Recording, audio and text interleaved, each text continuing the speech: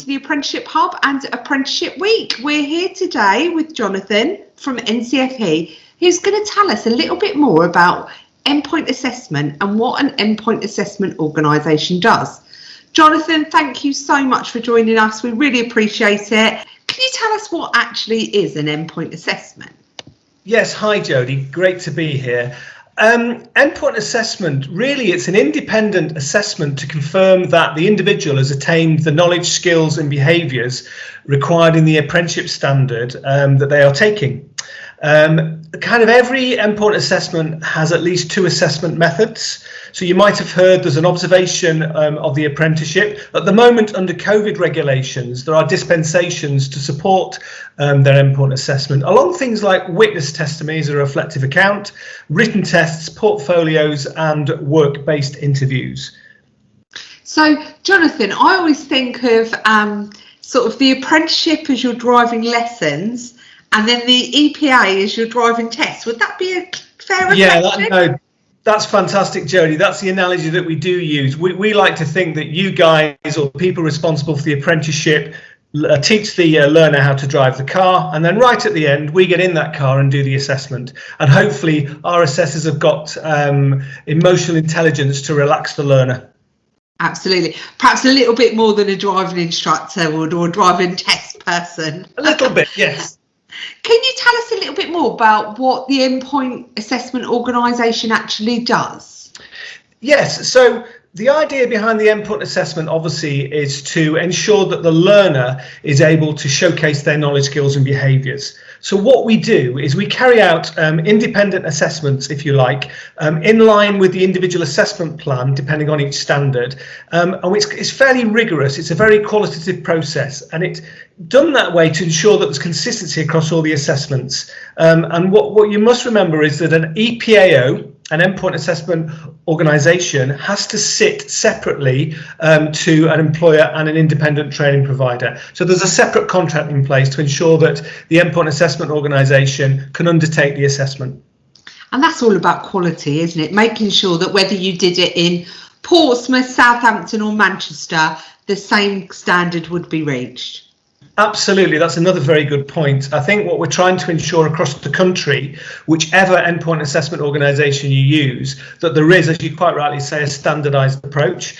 And the quality process underpinning the NCFE approach is probably the same as everybody else, actually. It's developed in line with the assessment plan. We've got things like standardisation and moderation activities. Things like double marking, very, very important. Internal audits to ensure the highest level of quality is achieved. I think one of the things about NCFE, which I think might stand us apart, is that we insist on all our assessors, they have to be directly employed. And we just think that allows us to control the quality, consistency, and obviously the standardisation of approach. And then as part of their team, we have the assessors, the lead assessors, and then we also have independent endpoint assessors just to verify some of the work that we're doing. That's a really strong quality process you've got there, Jonathan. So as an employer, what can I do to ensure my apprentice is ready for their endpoint assessment? I think the crucial thing for me is that right at the beginning, you kind of, you sort of the end is the beginning. And I know that's easy for an endpoint assessment organisations to say because we're coming in at the end. But I think when the learner starts with some fantastic delivery with the training provider, etc., what they've got to do is ensure that they satisfy all the gateway requirements. So when you start your apprenticeship on day one, you're obviously working towards the gateway stage. And dependent on the length of the course, that could be 12 months and a day, it could be 14 months, etc. They've got to meet the gateway requirements linked within the assessment plan and really ensure that they're able to demonstrate the knowledge, skills and behaviours. I think what we would always want to see is that each assessment which has taken place, the relevant evidence has been made available, the learner is able to cover all the criteria, and what we offer, which everybody offers, is quite extensive supportive documentation. We call it like a gateway checklist. And the provider would work with the endpoint assessment organisation just to map out their assessment plan alongside their delivery route to ensure when they get to assessment, the learner is primed, prepared and ready. And that's the most important thing, isn't it, Jonathan? Yes. So again, putting my employer hat on, if my apprentice is ready, can I request their endpoint assessment earlier if I believe they're ready to complete and finish and they've got all the evidence? Well, Jodie, a lot of people ask that, but in actual fact, legally, they have to be on programme for 1 year and 1 day. That's as per the funding rules. But they go then through, once they've done, if you like, their requisite time, if the employer may be on a course that's supposed to run for a maximum of 24 months or 18 months, yes, we do see from time to time employers, training providers, they never rush through because that's not what it's about, but making sure that their learner is ready for Gateway. As long as they meet the Gateway requirements, they've done at least their year and 1 day, then we're able to take them through Gateway. Obviously, the Gateway stage we have is quite rigorous. So when the employer unloads all the evidence and shares it with us, our assessment team will go through normally 3 or 4 days and check whether the learner is ready, the evidence is uploaded, all the housekeeping is in place, things like date of birth, functional skills certification, etc., etc. And at that stage, then they're ready to have their assessment booked. So it sounds to me, Jonathan, that's probably the exception rather than the rule. I would agree, definitely the exception. We prefer to allow the learner to be able to showcase correctly. They've had as much time within the timeframes as possible to prepare for the assessment. That's fair. And so what sort of criteria are endpoint assessors looking for during a professional discussion, let's say? Yeah, I mean, good question. We get asked this a lot. I think it's different within each assessment plan and each standard, obviously. But I think what we're looking for is that if you've followed the guidance with your particular EPAO, so you'll have lots of supportive notes, lots of collateral around each aspect of the assessment. And if you've aligned your delivery plan and your learner journey route alongside what the assessment plan's looking for, it's really about encouraging each learner to talk about the whens, the whys and how they've done things, and really about their own experiences. And I think one of the crucial elements is their behaviour, and why is their behaviour changed? Can they show with personal testimony, with experience that they talk about, how their behaviour has changed and why it's changed for and improved and enhanced what they offer? And I think the really nice thing about a professional discussion is that you're almost showcasing all your own work to an outside organisation. So there's no trick questions in there, is there? It's all your stuff. We don't want surprises, and obviously by working closely, so you've got the training provider, the employer and the learner in a triumvirate, and at the end of that process you've then got the endpoint assessment organisation. I actually like to think that you guys pass us the baton and we don't drop that baton, and ensure that the learner gets the best possible preparation, and if you like, kind of making sure they're working towards an outcome, which is to showcase how good they are and what they do at the assessment. The most important thing. What happens if my apprentice doesn't manage to pass their endpoint assessment upon taking it? No, that can happen from time to time. Let's be honest. Some people pass, they get merit, they get distinctions, etc. But some people also, the assessor might think, maybe on some of the behavioural pieces, that maybe they've just not quite hit the criteria. So each assessment plan states how many resits can take place. And obviously there are time periods that these must be taking place within. Some assessment plans also state that a grade must be capped if a resit is taken.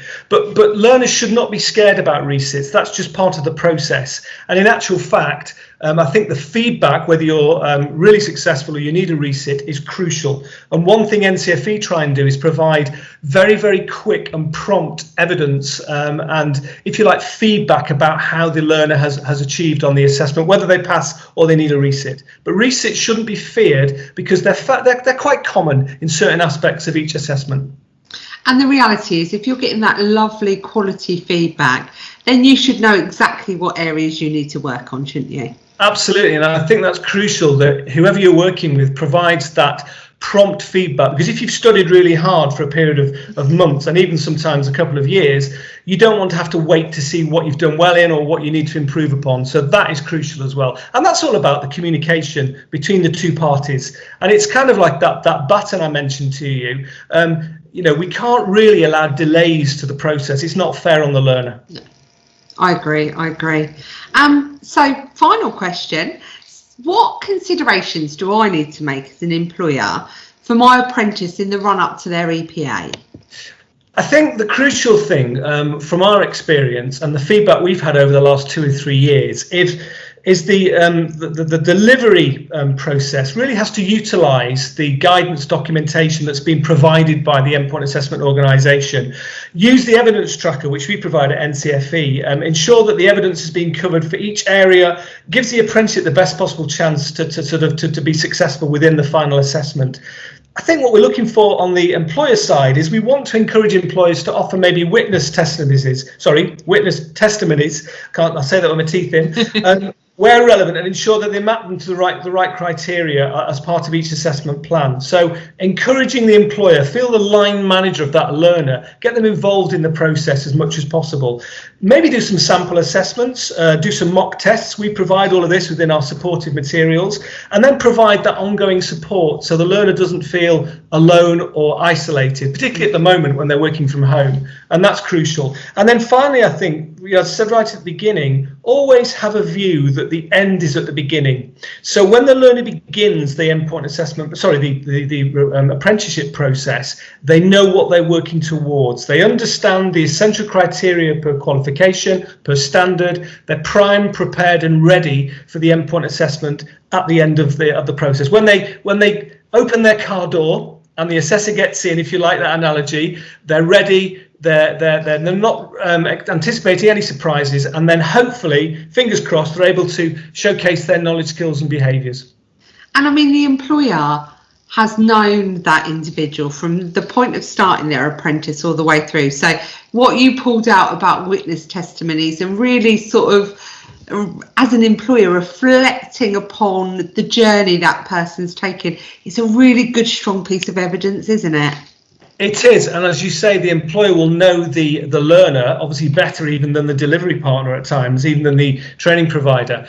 And if you imagine that the best and the most successful evidence we have, and the best evidence really, is when we get feedback from all the assessments we've done, the ones that are the most successful tend to have that triumvirate working between provider, employer and learner. And there's like a supportive blanket around the learner all the way through to the assessment. That's perfect. Jonathan, I think you've answered all of our questions. Thank you so much for joining us. We really appreciate it. And thank you very much for joining us here in Apprenticeship Week with the Apprenticeship Hub. Thank you so much. We're delighted to be involved, and good luck to anyone in their ongoing studies.